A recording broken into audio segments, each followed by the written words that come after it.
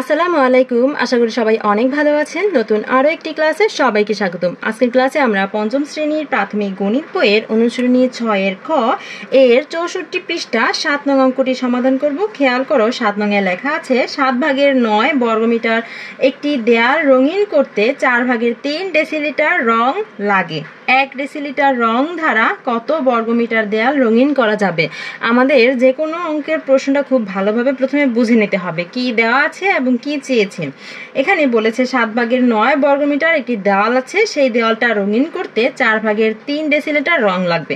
এখন 1 ডেসিলিটার রং দ্বারা কতটুকু রঙিন করা যাবে সেই প্রশ্নটা করেছে। 1 ডেসিলিটার রং দ্বারা কতটুকু অর্থাৎ কত বর্গমিটার দেওয়াল রঙিন করা যাবে সেটা যেহেতু প্রশ্ন করেছে, কত বর্গমিটার সেটা বের করব আমরা। তাই প্রথম লাইনটা আমরা এভাবে সাজাবো যাতে বর্গমিটার অর্থাৎ পরিমাণটা আমাদের হাতের ডান দিকে থাকে। আমরা এই যে প্রথম লাইনটা এভাবে করে সাজাবো।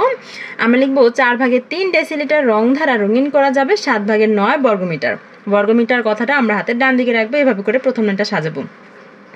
এখন আমাদের প্রশ্ন যেটা চেয়েছে 1 ডেসিলিটার রং ধারা কতটুকু রঙিন করা যাবে সেটা আমরা লিখে ফেলবো। সুতরাং 1 ডেসিলিটার রং ধারা রঙিন করা যাবে। এখন আমরা হিসাব করব। আমরা জানি আমরা 1-এর পরিমাণ 1-এর জন্য আমরা যখন হিসাব করবি 1-এর পরিমাণ যখন আমরা নির্ণয় করি তখন আমরা কি করি? আমরা ভাগ করি।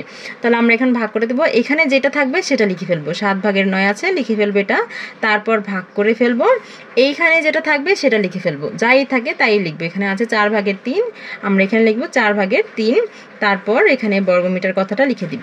এখন আমরা এই হিসাবটা করব। যেহেতু ভাগ করতে হবে তাই প্রথম ভগ্নাংশ যেভাবে আছে সেভাবে লিখলাম, ভাগকে গুণ লিখে ফেলবো অর্থাৎ বিপরীত চিহ্ন লিখলাম। এখন 4/3 এর বিপরীত করলে 3 চলে যাবে নিচে আর 4 চলে যাবে উপরে। এখন আমরা হিসাব করে ফেলবো।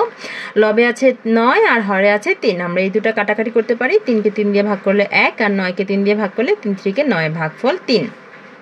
আর কোনো ভাগ করা যায় না, তাহলে এখন যা আছে সেগুলো আমরা গুণ করে দিব। লবে আছে 3 আর 4, গুণ করলে কত হবে? 3×4 = 12। আর হরে আছে 7 আর 1, গুণ করে দিলে 7×1 = 7। 7/12 বর্গ মিটার। আমরা সমাধান করে উত্তরটা পেয়েছি কত? 7/12 বর্গমিটার। 7/12 বর্গমিটার। দেখো উপরে লবে আছে 12, 12টা কি বড় তাই না? অপ্রকৃত ভগ্নাংশ হয়ে গেল, তাই আমরা এটাকে ভাগ করে দিব। 12কে ভাগ করে দিব। 12কে ভাগ করে আমরা মিশ্র ভগ্নাংশে রূপান্তর করে ফেলবো। 12-এর মধ্যে 7 কয়বার যায়? একবার। 7×1 = 7। এখন বিয়োগ করলে কত হবে? 5। তো আমরা ফলাফল কি পেলাম? আমরা ফলাফল পেলাম 1, আর এখানে অবশিষ্ট পেয়েছি 5। এই 5 লবে লিখে দিব। আর হরে এখানে যা ছিল হর অপরিবর্তন রাখবো, অর্থাৎ হর যা আছে তাই লিখে ফেলবো 7। এখন আমরা ফলাফল কি পেলাম? ফলাফল পেলাম 1/7/5 বর্গ মিটার। 1/7/5 বর্গ মিটার। ঠিক আছে, 1/7/5 বর্গ মিটার। এটা হচ্ছে উত্তর। আমরা এতটুকু 1 ডেসিলিটার রং দ্বারা আমরা এত বর্গমিটার রঙিন করতে পারবো। শিক্ষার্থীরা আশা করি এই সমাধানটা বুঝতে পেরেছো।